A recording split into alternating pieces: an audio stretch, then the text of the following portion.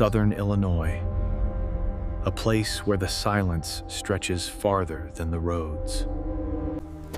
I grew up where every house sat alone, miles of quiet separating one life from the next. Out there, even the closest neighbor is 5 minutes of empty road away.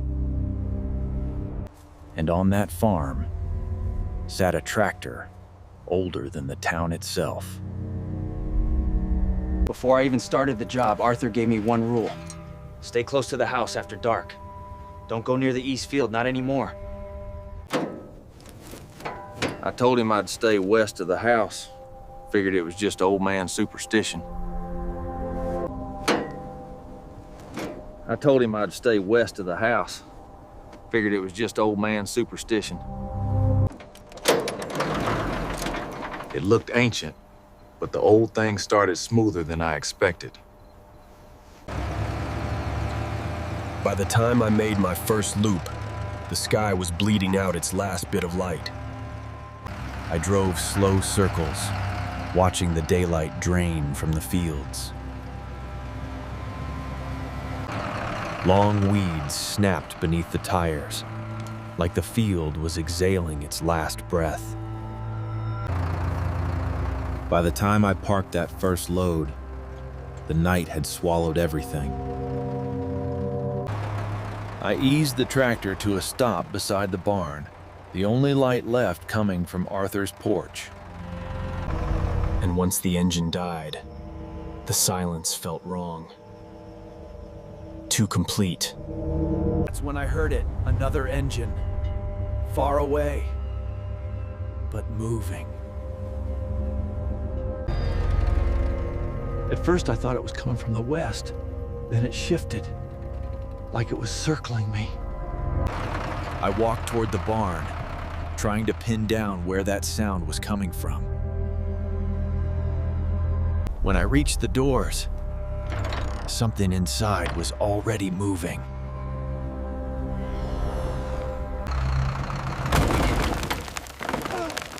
Then it hit the door, hard enough to shake the whole frame. I called out for Arthur, hoping he'd answer, hoping someone would. Arthur? You in there?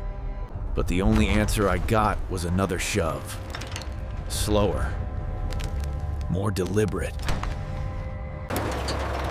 And then, the tractor I'd just shut off lit up on its own. But the sound it made wasn't the engine I'd heard before. And then, it started rolling toward me. Slow. Intentional. I stepped back, trying to convince myself this had to be some kind of mistake. I shouted for Arthur, hoping he'd step out and tell me this was normal. Arthur! Your tractor's moving! But the barn behind me started making a different sound. I watched the latch start turning on its own. The door eased open, just an inch. But it was enough. And in that tiny sliver of darkness, I saw an eye. It didn't blink, didn't move, just stared straight through me. I whispered into that crack, hoping someone human might answer. Who's in there? The only reply I got was a breath. Long, shaky, like it had been waiting for me. Then the tractor behind me revved so hard it rattled my teeth.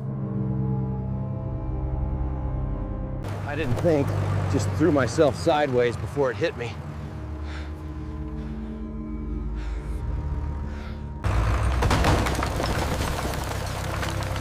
The tractor didn't stop.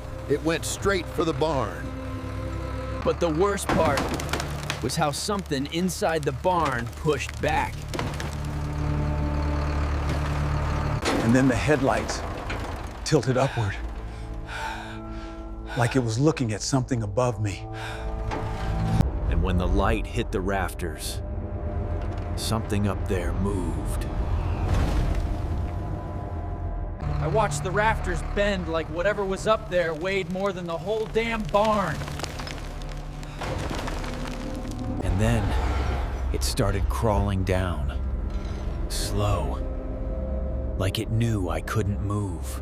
The first thing that came into the light was its hand, if you could even call it that. And those fingers, they curled toward me. Slow, like it already knew my name.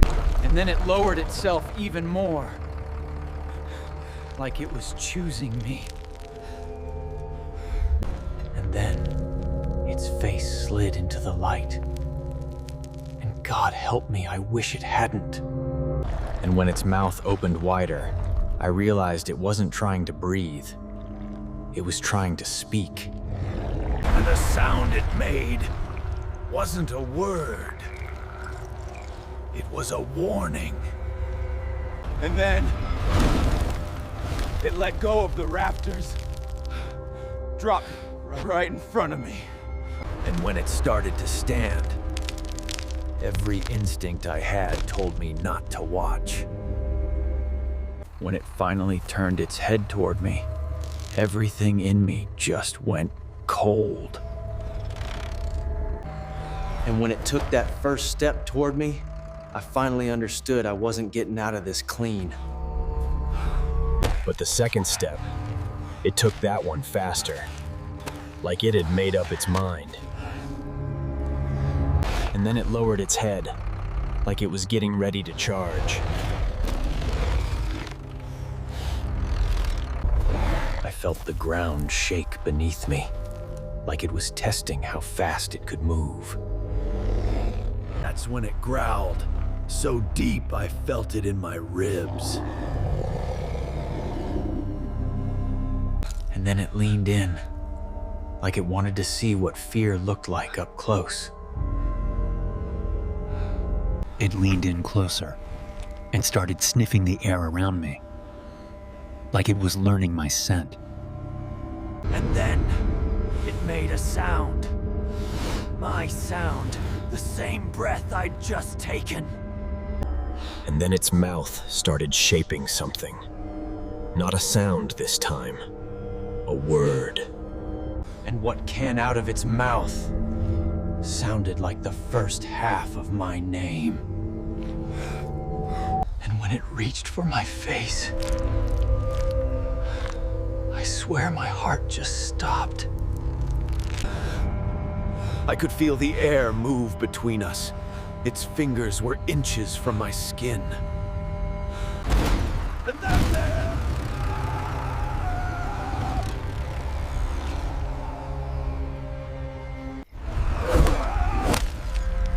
The thing jerked its head toward him, like it recognized the voice.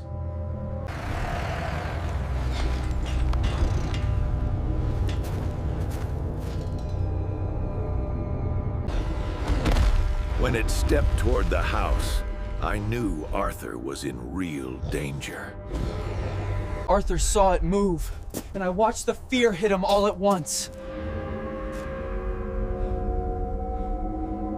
He yelled my name again, this time telling me to run.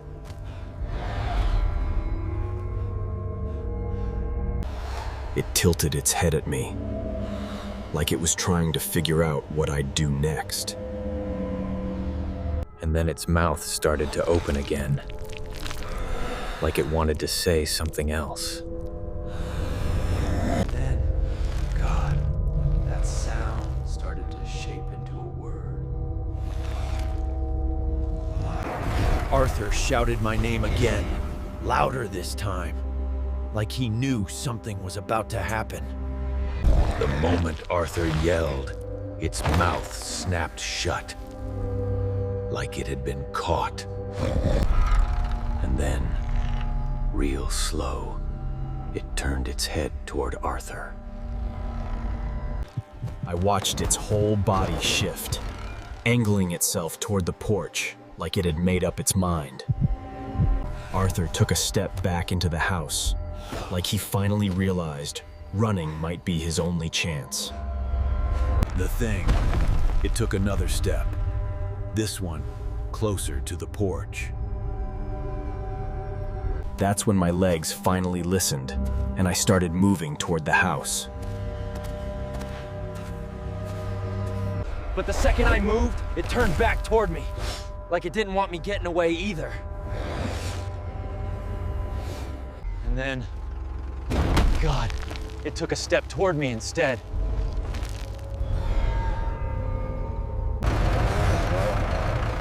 My whole body locked up.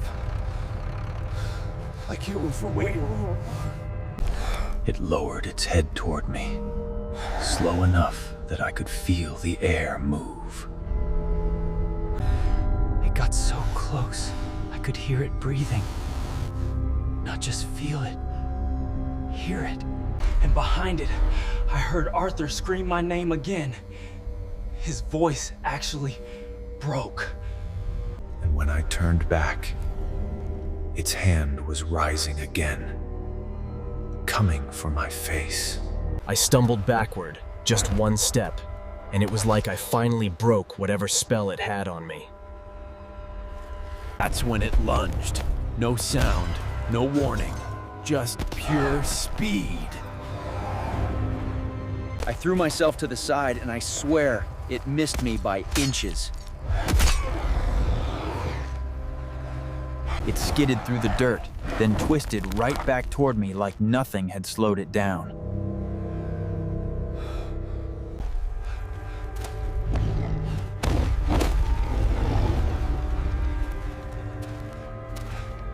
And then it came at me again, faster than before.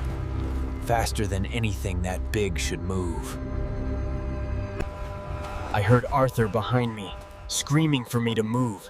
His voice so cracked it didn't even sound like him anymore. I ran for the porch, just ran, because I could feel it right behind me, closing in. The porch light was flickering so hard. I didn't even see the steps until I was already jumping for them.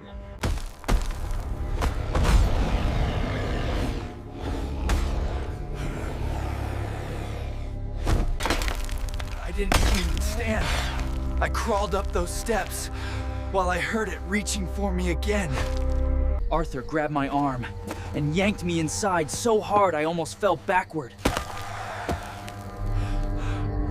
Arthur slammed the door, and the whole damn house shook like that thing hit it right after. We threw our weight against the door because it started pushing back, harder than anything human.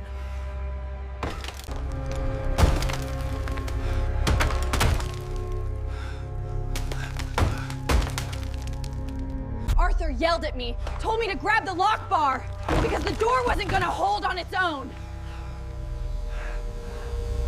I shoved the lock bar into place, right as the door buckled so hard it nearly snapped my hands. I shoved the lock bar into place, right as the door buckled so hard it nearly snapped my hands. And then it hit the door again, so hard the damn walls shook like they were made of paper. Then everything went quiet until we heard it dragging something across the porch. Arthur leaned in close and whispered, What the hell is it doing? I didn't have an answer. And then the dragging just stopped. And a second later, something tapped the window. It started dragging its fingers across the glass, real slow, like it wanted us to hear every inch of it. Arthur took one step back, real slow, and whispered, Don't move. Don't even breathe. And then its shadow started getting taller. Taller. Then it bent down, slow as death, like it wanted to look right at us through the window. I watched its breath fog the glass. It was that close. And then it knocked. Just once. slow, like it wanted us to answer.